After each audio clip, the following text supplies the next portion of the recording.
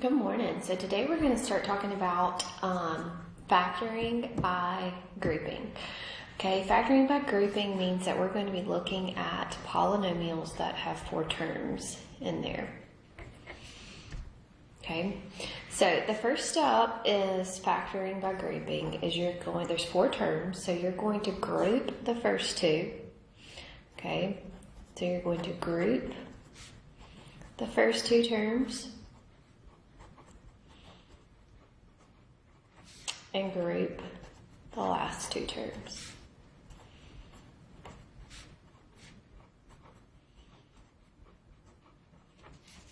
Okay.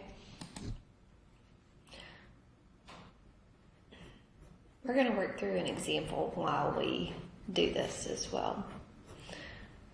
So let's do x cubed plus 4x squared plus 2x plus 8. Okay, so what I mean by group is to create a grouping between 2 of the terms. So our first 2 terms here would be x cubed and that 4x squared. That would be considered your first 2 terms. Your second 2 terms would be this 2x and that positive 8. Okay, so what I want to do is I want to create this grouping. It wasn't there, so I'm putting it there. Okay, so the second step after you did your grouping, you want to factor the greatest common factor out of each grouping.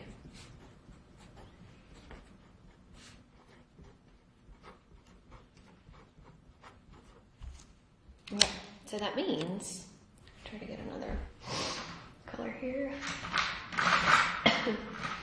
So what that means is that in that first grouping, I have an x cubed and a 4x squared. So what would be considered my greatest common factor here? Okay, it would be that x squared. So that means I am going to take an x squared out. I still have that parentheses there. Okay. And so what's going to be left inside of my parentheses? Sorry, just touched that. If I take an x squared out of an x cubed, I'm going to be left with an x. If I take an x squared out of a 4x squared, I'm going to be left with a plus a 4. Okay, so treat that kind of like a problem. So if I multiply this back, x squared times x, it would give me my x cubed. If I said x squared times 4, it would give me my 4x squared. Okay? All right. Out of the second grouping, okay, you have a plus sign outside of here, so you want to keep that plus sign there. Okay? So out of that second grouping there, what can you factor out? Okay, what's in common between a 2x and an 8? Okay? So 2, and then you still have your parentheses, so if you take your 2 out, okay, a 2 out of a 2x is going to leave you with an x. A 2 out of an 8 is going to leave you with a plus a 4. Okay? So now, the binomials are going to be a greatest common factor. So now, the third step is to factor out the binomial as a greatest common factor.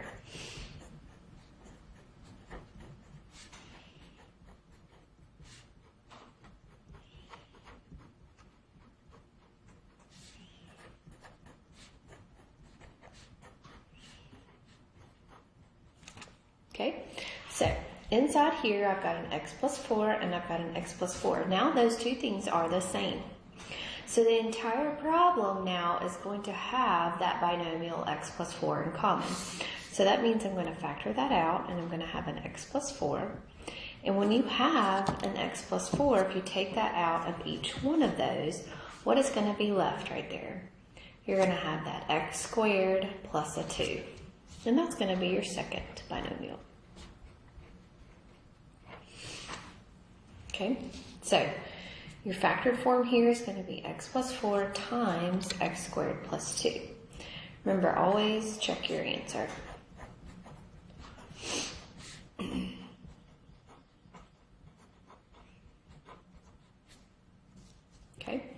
So if you check your answer, you're going to multiply. So you would say x times x squared plus 2 plus 4 times your x squared plus 2. Right? So x times x squared gives you an x cubed. X times 2x is a 2x. Oops, I'm sorry. X times 2 is a 2x. 4 times x squared is a 4x squared. And then 4 times 2 gives you an 8. If you put that in order, you've got an x cubed plus a 4x squared plus a 2x plus an 8. And that is what we started with, right? Those two things have to be the same, right? And you could have stopped right there and have seen that they are the same. They're just in different orders, okay? So factoring a 4-term polynomial, okay, is going to basically give you two binomials multiplied together. Okay, you may have to factor something out at the very beginning, which we'll talk about some of those in a few days. So, not right now. Okay, so if you group, the only thing about grouping is if you create that grouping and there is a minus sign right here, okay, if there's a minus sign that separates these two binomials, when you factor a number out, it's going to change that number there, okay?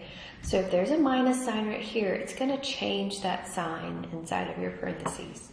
Because remember, if you were to distribute it back, okay, it would have to change the signs. We're going to do some examples like that, but I just want you to remember that. So if there's a minus sign right here, it's going to change the sign of whatever's inside that parentheses. If there's a minus sign here, it's going to change that sign. Okay, so let's do an example. So let's look at this one here. So I want to factor x cubed plus a 7x squared plus a 2x plus a 14. So I've got 4 terms. There's no greatest common factor. So I'm going to group the first 2, and I'm going to group the second 2. Out of the first grouping, what can I factor out? I can factor out an x squared.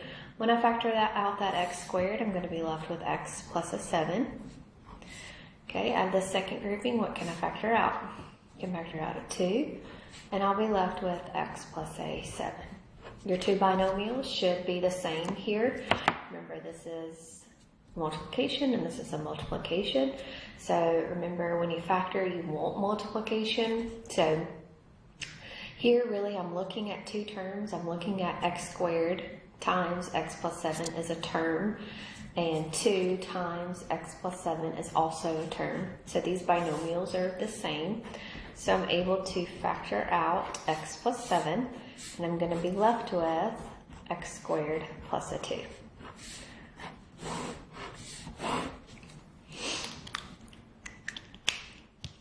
Okay, good. All right, let's do this one here. So, how many terms do I have? I have 3. So I am going to group the first 2 and I'm going to group the second 2. I just created that grouping right there. So what is separating that right there? There's a minus sign there. So I can go ahead and say that whatever is inside the second parentheses is going to have a minus sign there. Okay, that may help you to just go ahead and write that. So it's going to be the opposite sign here. Okay, so out of the first grouping, what can I factor out? I can take out a 3 and I can take out an x squared. So if I take out a 3 and an x squared, I'm going to be left with an x minus a 5. Okay, out of the second grouping back here, what can I take out? I can take out a negative 2. I'm factoring out a negative 2. That's a minus 2 there. So I'm factoring out a negative 2. So if I factor out a negative 2, this is now going to be changed to just an x. Okay, and this is going to become a negative 5. Okay, does that make sense? Okay, remember you created that grouping right here. You created that. Okay, it wasn't there originally. So if you multiply this back, negative 2 times x should give you a negative 2x. A negative 2 times a negative 5 is going to multiply back to give you a positive 10. Okay, so that's why that's important. That sign has got to change inside here. Okay, your parentheses now are the same. So you'll have an x minus 5. Okay, and then you're going to be left with a 3x squared minus a 2. Okay, remember you check it by multiplying out.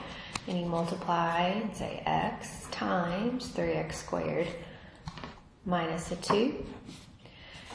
Okay, and then a negative 5 times 3x squared minus a 2. So you multiply x times 3x squared is a 3x cubed. X times negative 2 is a negative 2x. Negative 5 times 3x squared is a negative 15x squared. And negative 5 times a negative 2 is a positive 10. Okay, rearrange the order there. So 3x cubed minus a 15x squared minus a 2x plus a 10. And that's right. That's what we started with. Okay. Good. The hardest one is when there is a minus sign in between there. Right, let's do another one here. So let's do number 4. Okay, so for number 4 here, I've got 4x cubed minus an x squared y plus an 8xy minus a 2y squared. I've got, there is no greatest common factor here, so always look to see if you have a greatest common factor. If not, then we're going to group. So, you can group here. Whoops. Didn't mean to do that. Okay, out of the first grouping, what can I factor out? I can factor out an x squared. So when I take out an x squared, I'll be left with a 4x minus a y. Out of the second grouping, what can you take out? You can take out a 2 and a y. Okay, so you will be left with a 4x and then minus a y. Your parentheses are the same, so you're going to factor out 4x minus a y, and you will be left with x squared plus a 2y.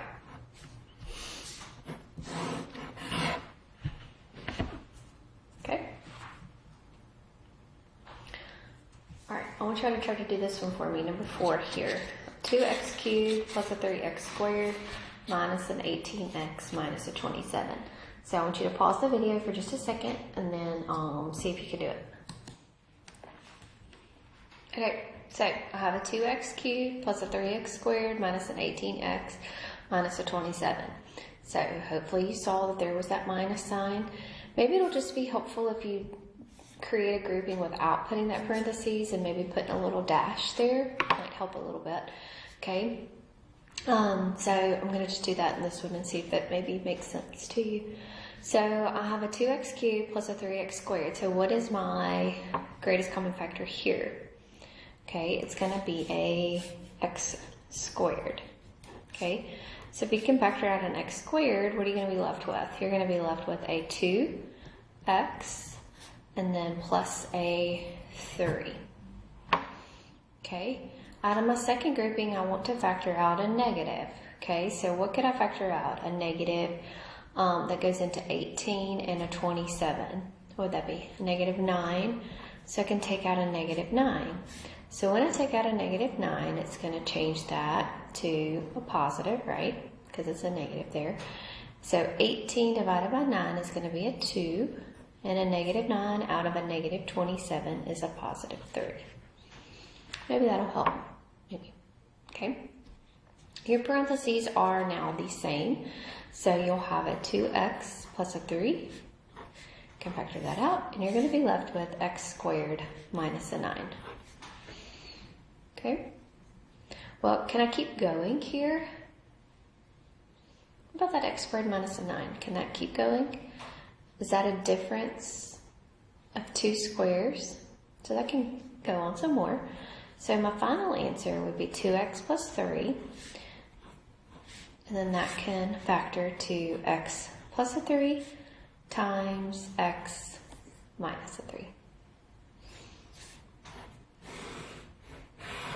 Okay, the hard part is when we start putting all of the factoring rules together. Okay, so that is factoring by grouping. So the next thing that we're going to do is trinomials that have a number in front of the x squared. So remember we looked at simple trinomials last week, and they were when you didn't have a number in front of your x squared, when that the x squared coefficient was just a 1. Okay, so today this is going to help you factor your trinomials when you don't have that one. Okay, all right, y'all have a great day.